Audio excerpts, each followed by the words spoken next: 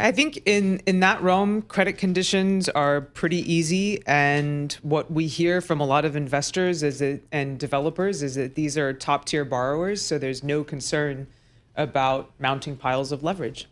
How about mounting piles of $100 oil and the impact that has on the global economy? Is it a short-term blip? You guys aren't too concerned about it, or are you reworking your models and thinking about GDP and inflation, that kind of thing? Paul, thanks so much. I mean, this is not Russia, Ukraine. This is the largest shock that we've had to the global energy system since 1979. Yep. At that time, as we know, oil doubled in value, and we're headed that way again. Appreciate what the former gentleman said. I would say that, yes, effects of this will be localized, but in the United States, there are downstream impacts. So we think about that. Growth in America right now is overwhelmingly tilted toward the investment spend in AI. Mm-hmm. And where do the semicon chips come from that go into fabrication of AI in data centers? They come from South Korea. Where does South Korea's oil come from? Yep. It comes from the Middle East. So there are long-term implications of what's happening, even the downstream impacts of fertilizers here in the U.S. as we come into the planting season. Do you do your research note to us, or do you have minions that do this for me? My God, what a fabulous research note.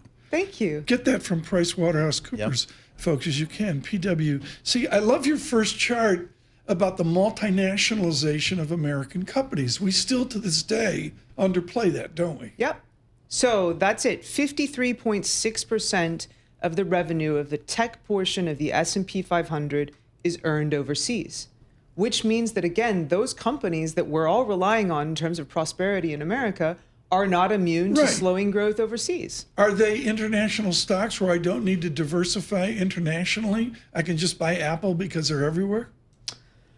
I would still bank on diversification and getting into European baskets and Asian baskets, and we've seen that. Say that. Of course. The outperformance of the SCI has been pretty impressive. Yes. So how do we start adjusting our GDP models? I mean, we just had Delta come out today and say they took a $400 million higher fuel cost just in the month of March. So this really is hitting the economy. Is this going to materially slow the economy, or is it something maybe they can power through?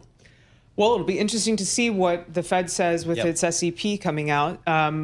Generally, I think you would say they'll bank on this, something you can look through, right, in terms of GDP growth, because again, this fallacy is that AI is insulated from the rest of kind of policy shocks in the globe. Right. Nevertheless, I would say the U.S. consumer is super price sensitive when it comes to the price they pay at the pump. Yep. And we're coming into the summer driving season, so larger share of income will go toward transportation. And with oil where it is, diesel today in California is $6.50. That's going to put pressure on the purse. I was thunderstruck by the price of diesel in Phoenix like 10 days ago. I mean, I think there's not been enough said, Paul, I think, about refinery products. Correct, especially in California. Gas oil, fuel oil. I was looking at, the way they go from the chemistry of oil into naphtha, into ethylene and that. I mean, the petrochemical business, what does PricewaterhouseCoopers see of that?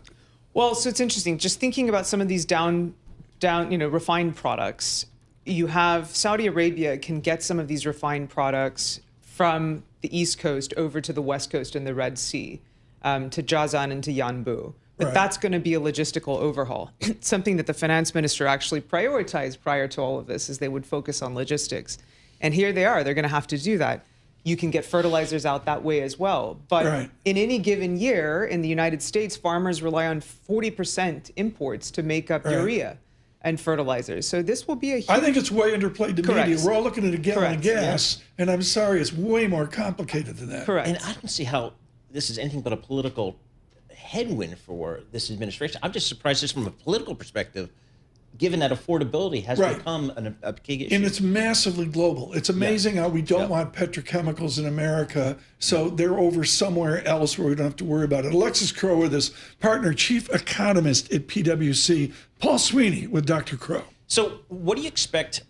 How do you expect the Fed tomorrow to comment about this? Do you expect them to comment directly? And how do you think they will kind of adjust for this? Well, I think the main thing that market participants will be looking for is if they're going to give any guidance on whether there will be rate cuts in the future. Obviously, you can expect them to hold pause tomorrow. I think you've seen some some of the voting members move from 2 cuts to 1. In which case, I would say, I mean, the other side of things is there's still this rich debate within the Fed right now as to whether or not you focus on the inflation part and price stability of the dual mandate, or whether or not you focus on the labor market. Right. You've had some actually highlighting that what Austin Goolsbee calls the 4 horsemen in the employment market is actually quite strong. So looking beneath non-farm payrolls and the levels and into the rate of U-Star and the unemployment rate, just looking at the vacancy rate, job openings, right. You actually got a quite healthy labor market. Can we talk UK? I mean, we had the commissioner. Do you have a parking ticket in London? We could have solved that like 2 hours ago. Alexis Crow, the migration from St. Andrews down to LSE.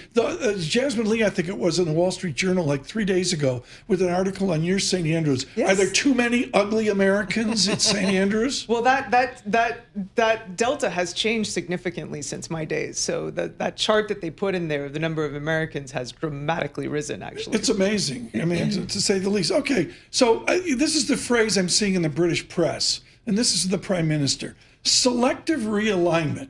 Is Brexit a failure? I mean, Dr. Crow, within all your academics, and frankly, PwC London and the huge platform you have in the United Kingdom, are we now at a point where Brexit, we could say we've got to do selective realignment? Well, it's interesting. In anything but name, right? A U-turn in anything but name. Right. I mean, fascinating that the now Prime Minister of Canada, who was then central bank governor in the UK, very clearly stated that Brexit would have a deleterious impact on the British economy and was almost held in contempt of Parliament for it. So we're certainly facing the impacts of that today. And Tom, it's interesting. We've talked about this with the growth outlook. Like, why has growth not dramatically slowed in the UK? A lot of things were explained away for COVID. But if you look at employment, healthcare, social workers are the largest share of employment. Right. If you look at GDP numbers, the housing market and real estate is the largest share of GDP growth, and that's largely insulated from any downside impacts from Brexit. Tell me, just before we go here, the current zeitgeist at PwC on AI benefiting society. Mm-hmm. To me, it's a massive, the fancy people love AI and everybody else is crushed. Is that too simplistic? Phenomenal that we're looking at some of the job numbers, right, where layoffs are promised, but basically to channel capital into the physical and technological capital in AI. It's the exact opposite of what is happening in Europe, where you actually had the unemployment rate hitting an all-time low. So we're in two different, I would say we're in a tale of two cities here, and the messages are very different across the Atlantic.